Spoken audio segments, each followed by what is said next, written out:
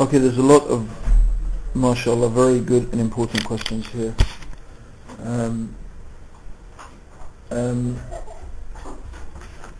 Someone sent me two questions. It looks like the same person, but I can't read the first one. But the second one is something to do with what I said about atheists. Okay, let's remember that what I said is in the context of a lecture I'm giving to you here in the masjid. So what I'm going to say to you in trying to explain something is not the same way that you would talk to an atheist if you were having a conversation with them. So I hope we all understand that, the difference between those two things, right? So I may say many things in a khutbah that I would say to you that I would not say it that way if I was talking to someone who is not a Muslim. However, if I am debating or having a conversation or a discussion with an atheist, most certainly one of the issues I would bring up with them is the fact that I believe that they are amoral. I do believe that atheists don't have morals. I wouldn't necessarily say it like that, but I would point out to them this is one of the deficiencies in their belief system, because atheists have a belief system. They believe that there is not a God. They believe that there is no creator. There is no revelation. There is no guidance. So my point that I would make with them is, please tell me what is the basis of your idea of right and wrong and good and evil. What is the foundation for that? What is your basis?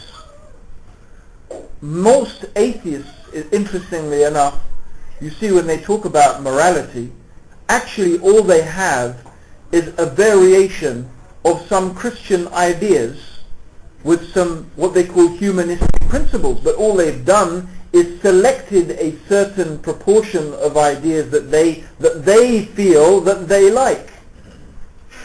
The point being is that any of these principles or these ideas are open to change as and when they feel like them, because they don't have anything to go back to.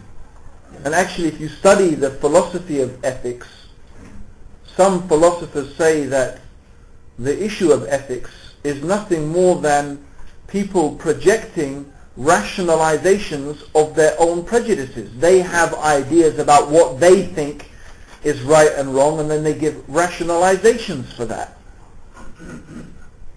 Okay? And in fact, if you think about it, we can rationalize anything. So I think this is a very powerful and important argument. It may not prove that God exists or not in terms of debate, but it shows a huge weakness in the proposition of the atheist. And how do they propose that human beings go forward in society? How do you propose that we have society if you're simply going to dispose of religion? And there is other ways we could take an argument like that. So you do have to distinguish between things I'm introducing to you by way of my particular my particular talk, and how you would actually go on to discuss something like that with an atheist. Okay.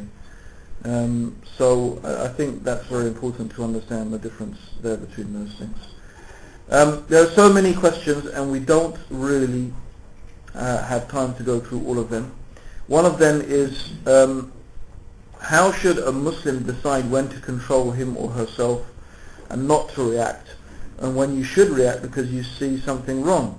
What would you do if you found 2 youths beating up an old lady? What if they were 10 youths? Okay, that's a good question. It's a very good question. Okay, actually,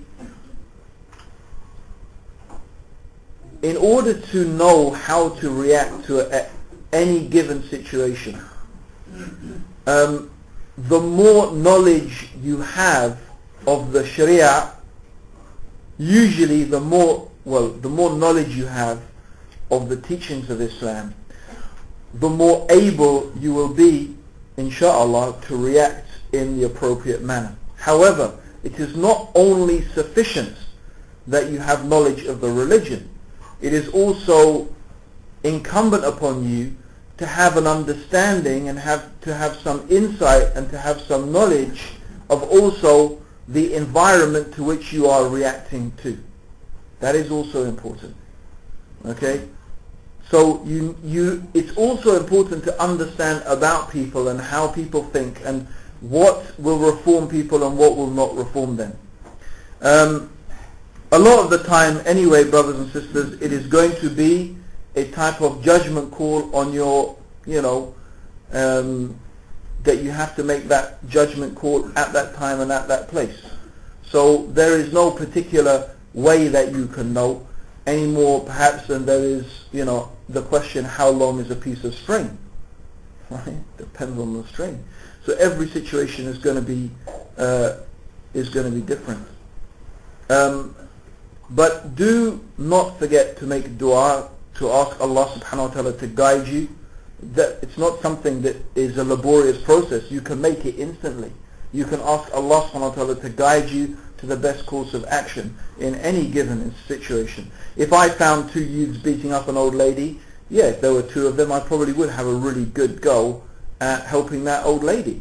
If there was 10 of them, I don't know what I would do. I'd call for help. I'd call the police. I would, do whatever I could to prevent, that injustice and that wrongdoing taking place.